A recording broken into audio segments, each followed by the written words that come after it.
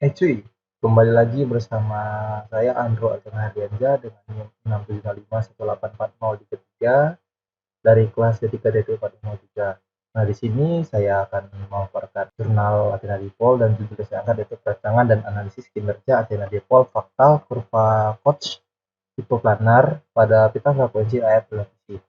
Jadi menurut IEEE standar 145.1993 definisinya itu suatu bagian dari sistem telekomunikasi nirkabel yang digunakan untuk memancarkan atau menerima gelombang radio.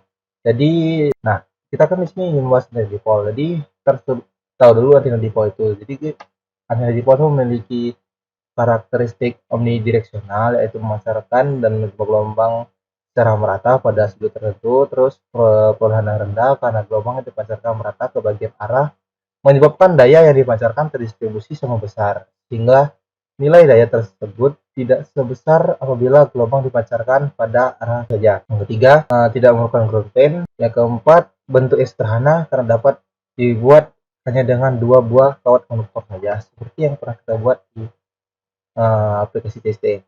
Nah, kita kan tentunya pengen tahu juga itu apa itu fraktal. Jadi bentuk fraktal itu merupakan bentuk geometri yang dapat difragmentasi atau dibagi-bagi menjadi bagian lebih kecil. Yang mana bila hasil dari proses pembagian tersebut cukup besar atau memiliki bentuk yang mirip dengan bentuk aslinya. Ya ini bentuk sebelum melakukan proses pembagian. Bisa ditengok gambar ini. Dan juga memiliki beberapa kelebihan yaitu miniaturisasi bentuk dari antena, memiliki impedasi masukan yang baik, mengurangi mutual coupling pada antena susunan larik, dan dapat memiliki sifat multiband. Nah, salah satu bentuk fraktal yang sering digunakan dalam proses perancangan antena adalah kurva Koch dan juga antena planar. Antena planar adalah suatu pengembangan dari antena konvensional yang dicetak pada suatu bahan dielektrik, dan juga dia memiliki secara tiga umum terdiri dari ground plane, substrate, dan patch. Yang bisa kita tahu sendiri, patch itu untuk mendesain gelombang elektromagnetik, ground plane sebagai reflektor, substrat sebagai bidang antara patch dan ground plane, yang perannya itu sebagai pemancar gelombang. Nah, ini ada siaran televisi terestrial. Televisi terestrial adalah televisi yang pada pemancar siarannya tidak menggunakan perangkat satelit maupun kabel. Dan juga di sini juga ada pembagian kanal televisi yang di sini kebetulan dia ngambilnya di Kota Semarang, ini frekuensinya. Nah, sekarang langsung masuk ke perancangan. Parameter perancangan antena. Nah, dia di sini bikin 600 MHz. Terus terletak juga pada kanal 23 UHF yang TVRI sampai di Semarang TV. Nah, kita di parameternya itu antena di Pokanar. Ya, bisa ditengok ini adalah parameternya. Juga ini antena di pokoknya.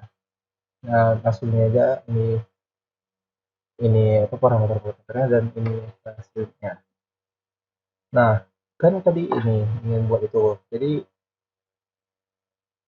Jadi dia membuat sampai iterasi 3. Nah, langsung disimulasikannya dan dia dapat langsung pola radiasinya seperti ini. Seperti ini. Kita lihat planernya bentuknya seperti ini, iterasi 1, iterasi 2, dan 3. Nah, di pengukuran antena. Nah, langsung pengukuran progresi ke antena. Nah, di sini dia dapatnya di Planner 665 sampai iterasi 3, iterasi 2, iterasi 3 645, spiralnya 560 dan VDPLA 535. Jadi berdasarkannya ini, apabila bawah terdapat perbedaan frekuensi kerja dari antena TV-nya. Terus pembandingan antena daya yang diterimanya bisa dilihat pada gambarnya. Dan juga ini adalah VSWR dari antenanya. Cukup bagus karena VSWR itu jaraknya antara 1 sampai 2. Tidak boleh lebih dari 1 dan tidak boleh lebih dari 2. Terus pola radiasinya yang dirancang dia yang sebenarnya dapat seperti ini, dan juga implementasinya. Jadi dia dapat cara-cara di TV-nya. Segitu saja dari video saya. Kurang lebih mohon maaf. Terima kasih.